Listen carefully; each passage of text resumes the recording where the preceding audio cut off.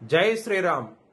2022 నుంచి 2025 ఆగస్టు వరకు మొత్తం 18 ప్రెడిక్షన్స్ అనేవి ప్రూవ్ అయ్యాయి.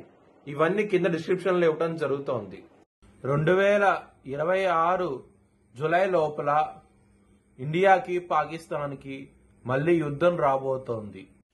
సింహరాశికి అధిపతి సూర్యుడు సింహరాశిలో మగ 4 పాదాలు, పొబ్బ 4 పాదాలు, ఉత్తర 1వ పాదం ఉంటది. ఈ నక్షత్రం వాళ్ళందరికీ నేను చెప్పే వార ఫలితాలు వర్తిస్తాయి. ఈ వారంలో సింహరాశి వారికి బుధుడు యోగిస్తున్నారు తృతీయ స్థానంలో, కుజుడు యోగిస్తున్నారు తృతీయ స్థానంలో, గురువు గారు లాభస్థానంలో యోగిస్తున్నారు.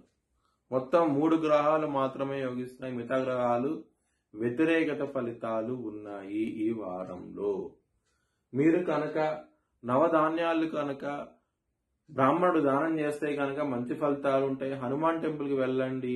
అష్టమ స్థానంలో శని భగవానుడు ఉన్నారు కాబట్టి మీరు హనుమంతుడి టెంపుల్ కి వెళ్తే కనుక ఖచ్చితంగా అష్టమ శని దోషం పోయే అవకాశాలు ఎక్కువగా ఉంటాయి.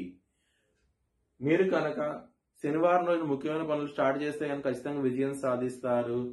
బుధవారం రోజున మాత్రం ఎటువంటి పనులు స్టార్ట్ చేయకండి. స్టార్ట్ చేస్తే కనుక వ్యతిరేక ఫలితాలు వస్తాయి. ధన నష్టం వచ్చే అవకాశం ఎక్కువగా ఉన్నది. ఈ వారంలో సింహరాశి వారికి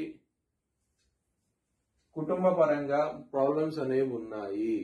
ఇక్కడ సూర్యుడు 2వ స్థానంలో ఉండి శని భగవానుడు చూస్తున్నారు. మరి శుక్రుడు కూడా కుటుంబ స్థానంకి వచ్చి నీచబడతాడు అనమాట కన్యా రాశిలో. దాని మూలంగా ఈ గ్రహస్థితి మూలంగా ప్రాబ్లమ్స్ అనేవి ఎక్కువగా ఉంటాయి. కుటుంబ పరంగా మాత్రం ధనపరంగా మాత్రం మీకు కొంచెం ఇబ్బందులు ఉంటాయి. ఈ వారంలో కొంచెం జాగ్రత్త తీసుకోండి.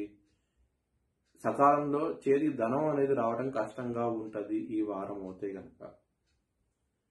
లవర్స్ కి మాత్రం చాలా అనుకూలంగా ఉన్నది ఈ వారం అనేది. మీకు లవ్ మ్యారేజ్ కూడా యాక్సెప్ట్ చేసే అవకాశం ఎక్కువగా ఉన్నది. మీ ఫ్యామిలీ మెంబర్స్ చాలా ఆనందంగా ఉంటారు ఈ వారం అనేది. శత్రువులు అనే వాళ్ళు చాలా అధికంగా ఉంటారు. ఇక్కడ 6వ స్థానంలో కుజ భగవానుడు చూస్తున్నారు. 6వ స్థానాధిపతి అష్టమ స్థానంలో ఉండి సూర్యుడు దృష్టి, శుక్రుడు దృష్టి ఉండటం మూలంగా ఈ గ్రహస్థితి ఉండటం మూలంగా ఆరోగ్యపరంగా ఇబ్బందులు ఉంటాయి. చాలా జాగ్రత్తగా ఉండండి. మ్యారేజ్ పరంగా మాత్రం చాలా ప్రాబ్లమ్స్ అనేవి ఉన్నాయి. సప్తమ స్థానంలో రాహు భగవాన్ ఉన్నాడు. సప్తమాధిపతి అష్టమ స్థానంలో ఉండి సూర్యుడు శని దృష్టి ఉండటం మూలంగా మరియు శుక్రుడు నీచబడతాడు కన్యా రాశిలో. శుక్రుడు దృష్టి కూడా శని మీద ఉంటది. శని దృష్టి శుక్రుడి మీద ఉంటది అనమాట. ఈ గ్రహస్థితి మూలంగా మ్యారేజ్ పరంగా అయితే మనకు ప్రాబ్లమ్స్ అనేవి అధికంగా ఉన్నాయి ఈ వారంలో.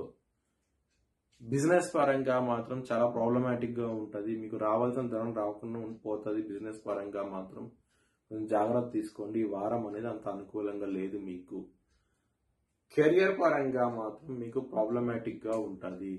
దశమాధిపతి అయిన శుక్రుడు నీచబడుతున్నాడు 9వ తారీఖు నుంచి. దీని మూలంగా కెరియర్ పరంగా ప్రాబ్లమాటిక్ గా ఉంటది ఈ వారం అనేది. మీ భవిష్యత్ వివరాల కోసమై హెచ్ఎల్ జోతిష్యాలను సంప్రదించండి. Please like, share and subscribe my channel.